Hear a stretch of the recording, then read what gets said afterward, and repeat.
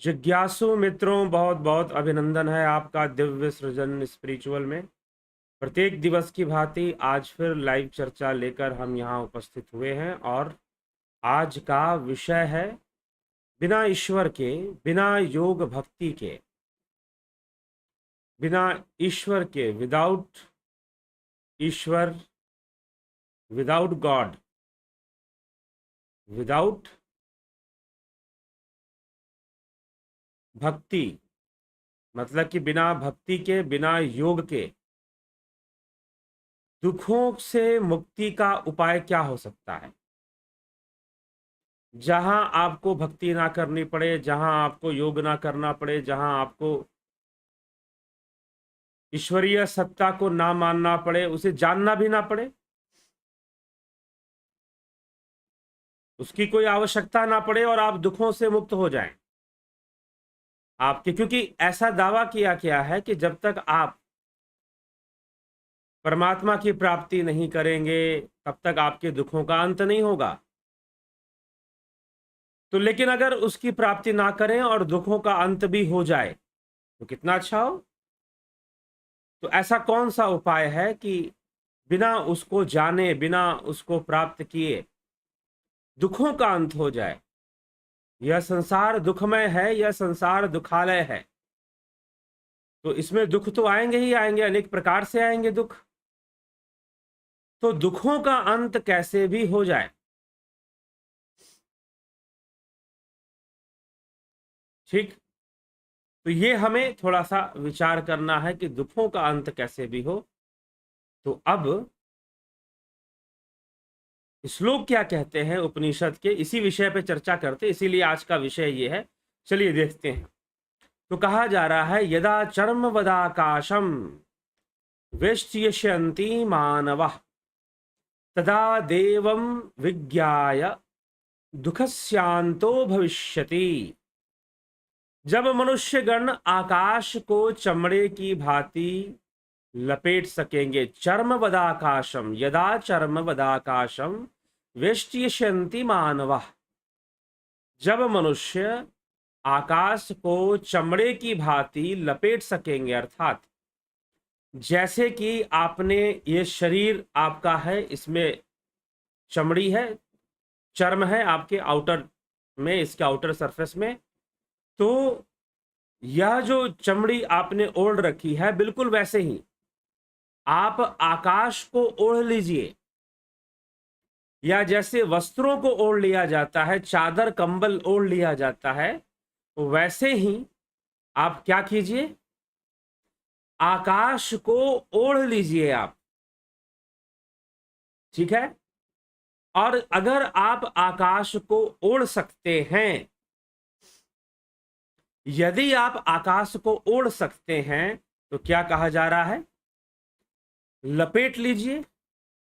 वेष्ट्यन्ति, अगर आकाश को चर्मवत अगर लपेट सके शरीर के ऊपर, तब उन परम देव को जाने बिना, अर्थात उस ब्रह्म को, उस परमात्मा को जाने बिना दुख समुदाय का अंत हो सकेगा। यदि आप आकाश को लपेट सकते हैं, ओढ़ सकते हैं अपने शरीर के चारों तरफ, तो फिर समझिए कि आप बिना परमात्मा को जाने ही, बिना परमात्मा को जाने ही दुखों से मुक्त हो जाएंगे, सारे दुखों का अंत कर लेंगे, ठीक है। तो सारे दुखों के अंत करने का एक उपाय बताया जा रहा है, बिना परमात्मा को जाने, बिना योग के, क्योंकि परमात्मा को जानने के लिए योग के मार्ग पर चलना पड़ेगा ना, उसमें लीन होने के लिए भक्ति योग तो करना पड़ेगा। तो बिना योग भक्ति के और बिना परमात्मा से कोई मतलब रखे, बिना उसे जाने दुखों का नाश क्या कर पाना संभव है। तो कह रहे कि हाँ, एक उपाय है। उपनिषद कहते हैं कि एक उपाय है, यदा चर्म वदाकाशम वेष्ट्यन्ति मानवा तदा देवम विज्ञाय दुख शांतो भविष्यति, कि अर्थात फिर उस परमात्मा को बिना जाने, देवम अविज्ञाय, अर्थात कि बिना उस देव को जाने, बिना उस परमात्मा को जाने दुख समुदाय का अंत हो सकता है। ठीक है, कब अंत हो सकता है? कि यदि आप इस आकाश को लपेट ले अपने चारों तरफ, यदि आप आकाश को अपने चारों तरफ लपेट लें तो इस दुख का अंत हो सकता है, बिना परमात्मा को जाने, बिना योग भक्ति किए। अब ऐसा कहने का तात्पर्य क्या है? क्या कहना चाहते हैं इस श्लोक में महर्षि श्वेताश्तर? श्वेतास्त्र उपनिषद, श्वेतास्त्र महर्षि के द्वारा यह रचित है, उनकी वाणी और उनके द्वारा बताई गई कई चीजें, उनके शिष्य समुदाय और उनके द्वारा जो योग अनुसंधान किया गया, ध्यान योग का अनुसंधान और ब्रह्म के विषय में जो बातें बताई गई, उसकी चर्चा यहां हो रही है। तो वो कहते हैं कि अगर आकाश को लपेट लो अपने चारों तरफ, तो फिर तुम्हें परमात्मा की प्राप्ति की आवश्यकता नहीं है, उसको बिना प्राप्त किए ही सारे दुखों का नाश हो जाएगा। अब ये बात थोड़ी सी अजीब सी आपको लग रही होगी कि भाई ये क्या बात हुई, आकाश को लपेट लो। आकाश को भला कोई कैसे लपटे? आकाश को कैसे लपेटे? लेकिन यहां पर कहा जा रहा है कि अगर आकाश को अपने चारों तरफ लपेट लोगे तो फिर तुम्हें दुखों से मुक्ति के लिए किसी परमात्मा को प्राप्त करने की जरूरत नहीं है, योग भक्ति करने की जरूरत नहीं है। तो अब समझो कि आकाश कैसे लपेटा जाए, यही तो समझ नहीं आ रहा है यहां पर। तो कुल मिलाकर इसका जो भावार्थ है वह यह है कि जिस प्रकार से गोस्वामी तुलसीदास जी भी इस विषय में थोड़ी चर्चा करते हैं और एक बात कहते हैं। क्या कहते हैं? कमठ पीठ जामही बरुबारा, पंध्या सुत बरु काहू ही मारा, फूल ही नभ बरु बहुविध फूला, जीव न लह सुख हरि प्रतिकूला। कमठ पीठ, कछुए के पीठ पर बाल निकल जाए, क्या संभव है? क्या संभव है कछुए के पीठ पे बाल निकलना? नहीं संभव है। तो चलो मान लेंगे कि कछुए के पीठ पे बाल निकल गया। कमठ पीठ जामही बरुबारा, बंध्या सुत बरु काहुई मारा, कि बांझ स्त्री का पुत्र किसी की हत्या कर दे। अरे भाई, जो स्त्री बांझ है उसका पुत्र कहां से होगा? और जब उसका पुत्र नहीं होगा तो हत्या कहां से करेगा? लेकिन चलो फिर भी मान ले कि बांझ स्त्री, बंध्या स्त्री का पुत्र किसी की हत्या करे, बंध्या सुत बरु काहू ही मारा। फिर फूल ही नभ बरु बहुविध फूला, कि नभ में, आकाश में बहुत सारे फूल खिल जाए बिना धरती के सपोर्ट के। आकाश में बहुत सारे फूल खिल जाए, असली वाले फूल जो पौधों में से निकलते हैं, वो वाले फूल की चर्चा हो रही है। तो आकाश में अपने आप जो है बहुत सारे फूल खिल जाए, क्या यह संभव है? जी नहीं, ये संभव नहीं है। लेकिन चलो यह भी मैं मान लूंगा, यह सब भी मैं एक बार के लिए मान लूंगा। लेकिन कोई ये कहे कि हरि से प्रतिकूल, उस ईश्वर से प्रतिकूल होकर किसी के जीवन में सुख आया या उसे दुखों से मुक्ति मिली, तो यह संभव नहीं है। बिना योग के, बिना ज्ञान के किसी के जीवन में, बिना भक्ति के किसी के जीवन में अगर सुख आ गया तो यह मान्य नहीं है, यह नहीं माना जा सकता। तो गोस्वामी तुलसीदास जी ऐसे चर्चा करते हैं। कुछ ऐसे ही चर्चा यहां पर है कि आकाश को अगर तुम लपेट सको तो समझना कि तुम्हें दुखों से मुक्ति के लिए परमात्मा की आवश्यकता नहीं है, क्योंकि आकाश को लपेटा नहीं जा सकता। इसी प्रकार से बिना ध्यान योग के मार्ग पर, क्योंकि श्वेतास्त्रोपनिषद का मुख्य विषय है ध्यान योग, तो वो कहते हैं कि बिना ध्यान योग के मार्ग पर, बिना उस परमात्मा को जाने, बिना उस परम देव को जाने तुम दुखों से मुक्त हो पाओगे, ऐसा भ्रम पालकर मत बैठो। ऐसा भ्रम पाल, जैसे आकाश को लपेट पाना असंभव है, वैसे ही बिना परमात्मा के, बिना उस परम देव को जाने, बिना ध्यान योग के शाश्वत सुख का अनुभव कर पाना संभव नहीं है, पूर्णतः असंभव है। कुछ ऐसी बात समझाने के लिए इस श्लोक को इस ढंग से लिखा गया है। यदा चर्मवदाकाशम वेष्टयन्ति मानवा तदा देवम विज्ञाय दुख स्यांतो भविष्यति। जब मनुष्यगण आकाश को चमड़े की भांति लपेट सकेंगे तब उन परम देव परमात्मा को बिना जाने भी दुख समुदाय का अंत हो पाएगा। तो ये कहने का तात्पर्य है। तो ये विषय है यहां पर श्वेतास्त्रोपनिषद में जो चर्चा चल रही है उसका विषय। तो जिज्ञासुओं, कुल मिलाकर कहने का अर्थ यह है कि यदि दुख है तो दुख का कारण है तो निवारण है, और निवारण हेतु मार्ग है। फिर यही बुद्ध के आर्य सत्य थे। ठीक, तो उसी प्रकार से अगर दुख है तो दुख का कारण क्या है? माया, इंद्रिय जगत, मिथ्या, अविद्या, पंचक्लेश। और उसका निवारण क्या है भाई? तो ध्यान योग का मार्ग है। उपनिषदों के अनुसार, श्वेतास्त्रोपनिषद के अनुसार ध्यान योग का मार्ग है।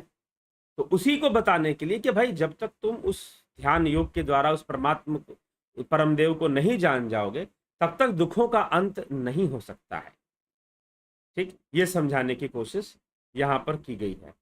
आगे श्वेतास्त्रोपनिषद के आखिरी श्लोकों में क्या कहा जा रहा है? तप प्रभावाद देव प्रसादाश्च ब्रह्म श्वेताश्वतरो अथ विद्वान अत्याश्रमिभ्य परमं पवित्रम प्रवाच सम्यक ऋषि संघ जुष्टम। यह प्रसिद्ध है कि श्वेताश्वतर नामक ऋषि तप के प्रभाव से और परम देव परमेश्वर की कृपा से, यह प्रसिद्ध है कि श्वेताश्वतर नामक ऋषि तप के प्रभाव से और उस परमदेव ब्रह्म की कृपा से, परमदेव की कृपा से ब्रह्म को जान सका। ब्रह्म देव प्रसादात, देव प्रसादात, उस देव की कृपा से ब्रह्म को जान सका, तथा ऋषि संग जुष्टम, ऋषि समुदाय से सेवित परम पवित्र इस ब्रह्म तत्व का आश्रम के अभिमान से अतीत अधिकारियों को पूर्ण रूप से उपदेश किया। ठीक है, मतलब कि आश्रम में जो उनके शिष्य समुदाय रहते हैं या जिज्ञासु जो आते हैं उनके आश्रम में, ऐसी विद्या के बारे में जानने के लिए ब्रह्म विद्या के जो जिज्ञासु हैं जो आते हैं, उनको इस श्वेतास्त्र उपनिषद का उपदेश श्वेतास्त्र ऋषि ने किया है। अपने आश्रम के अंदर अहंकार से मुक्त होकर उनके कल्याण हेतु यह उपदेश श्वेतास्त्र ऋषि ने किया है। श्वेतास्त्र उपनिषद का कैसे किया है? उस ब्रह्म को जानकर किया है, ऐसा वर्णन है। फिर कहते हैं वेदांते परमं गुह्यं पुराकल्पे प्रचोदितम ना प्रशांताय दत्वम ना पुत्राय शिष्याय वा पुनः। अर्थात यह परम रहस्यमय उपनिषद का ज्ञान पूर्व कल्प में वेद के अंतिम भाग अर्थात वेदांत में, इसीलिए कहा गया वेदांते परमं गुह्यं पुराकल्पे प्रचोदितम। वेदांते परमं गुह्यम, यह जो वेदांत का परम गोपनीय ज्ञान है, ब्रह्म ज्ञान है, यह भली भांति वर्णित हुआ है जिसका मन अशांत रहता हो, जो तरह तरह के क्रोध और अहंकार के वशीभूत रहता हो। मतलब अशांत मन, यहां पर क्रोध अहंकार की बात नहीं की जा रही है, मुख्य रूप से अशांत मन की बात कही जा रही है, जिसका मन अशांत रहता हो, अर्थात स्थिरता से, गंभीरता से जो श्रवण ना करे, जो ग्रहण ना करे और मन अशांत हो, ऐसे व्यक्ति को इस वेदांत का ज्ञान नहीं देना चाहिए। ठीक है, नहीं देना चाहिए। ठीक, और दूसरी एक और बात कि उसी व्यक्ति को दे, इसीलिए जो गुरुकुल हुआ करते थे, वो जो भी ऋषियों के पास विद्या होती थी, वह अपने शिष्यों से या फिर जो भी जिज्ञासु उनके शरण में जाता था कि मुझे आप अपना ज्ञान दीजिए, मुझे बताइए, तो उनसे एक आवश्यक दक्षिणा जरूर लेते थे, ताकि ग्रहण करने वाले के अंदर एक धैर्य हो, एक गंभीरता का विकास हो जाए, वह उस ज्ञान के प्रति, ग्रहण के प्रति गंभीर हो जाए कि भाई मुझे गंभीरता से इसको ग्रहण करना है।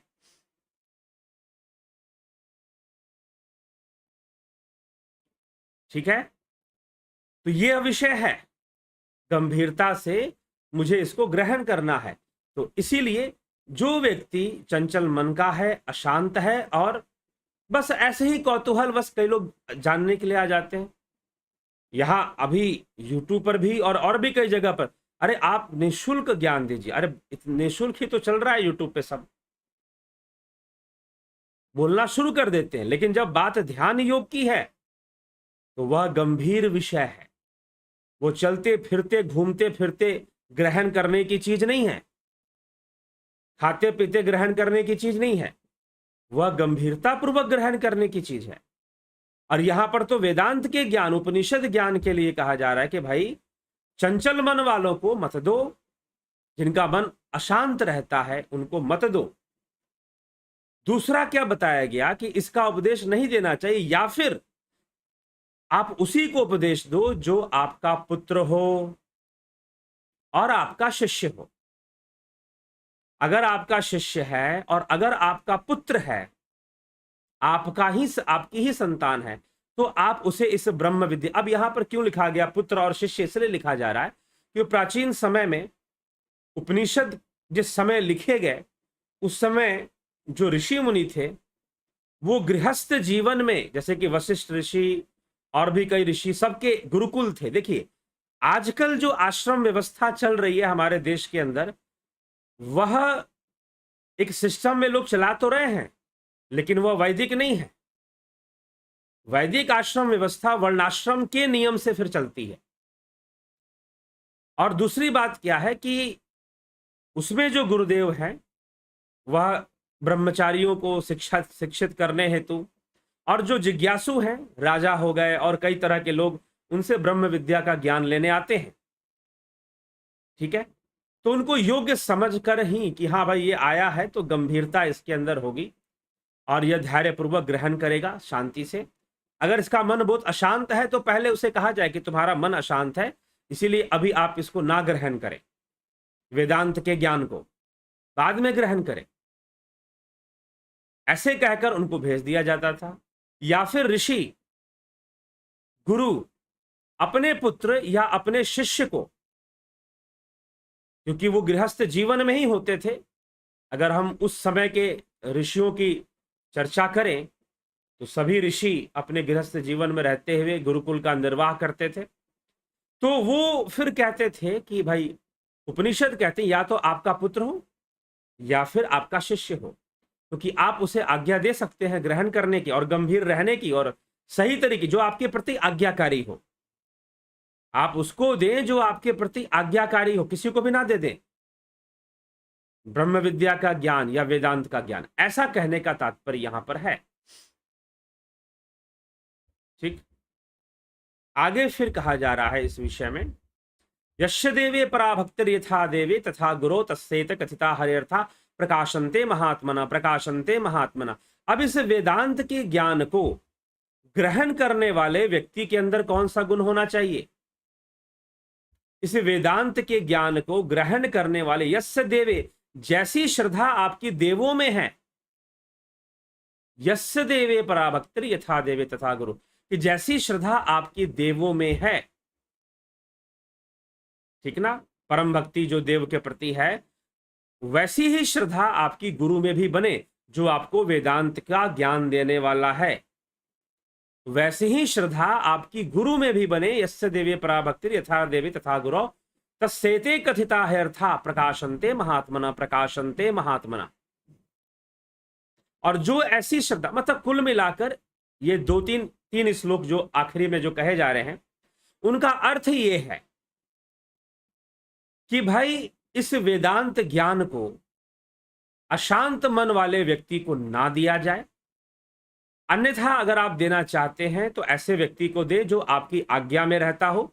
और ऐसा व्यक्ति कौन है? आपका पुत्र हो सकता है, आपका शिष्य हो सकता है, इसलिए पुत्र और शिष्य का नाम लिया गया। मूल भाव है जो आज्ञाकारी है, तो यही दो लोग आज्ञाकारी हो सकते हैं, पुत्र या शिष्य।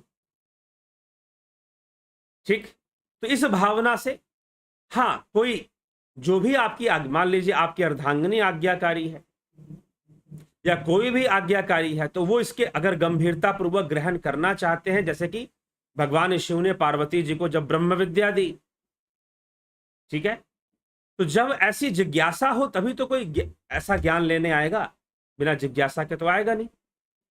लेकिन फिर भी हो सकता है कि देखा देखी में, सुनकर देखकर मात्र देखा देखी में वो पहुंच जाए कि चलो हम भी कुछ बैठ लेते हैं।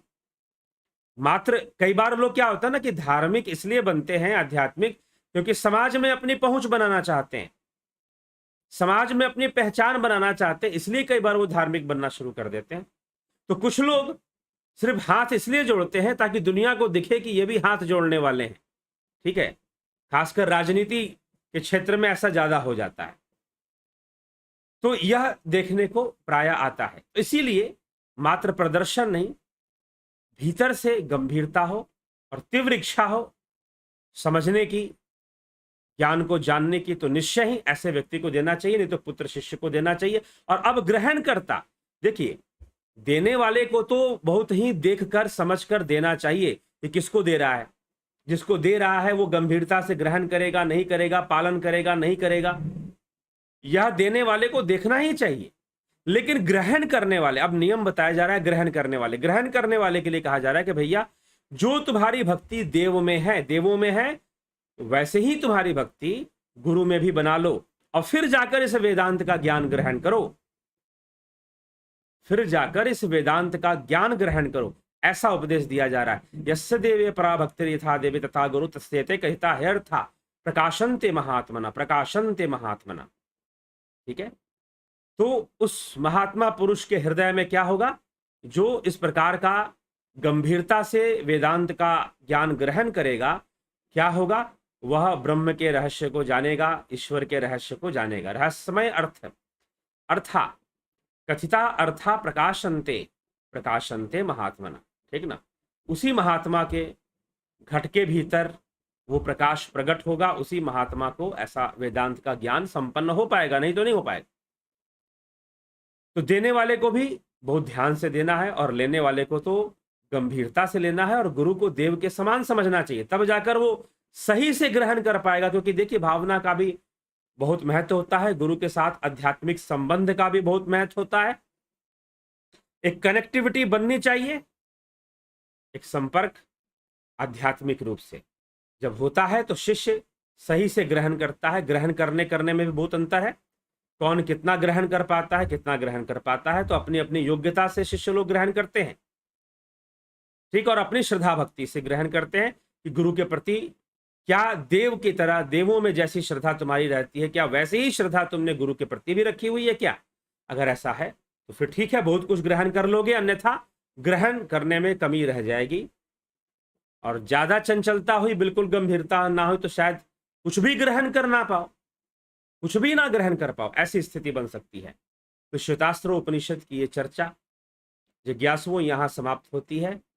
आज इस श्वेतास्त्र उपनिषद का आखिरी यह व्याख्यान है।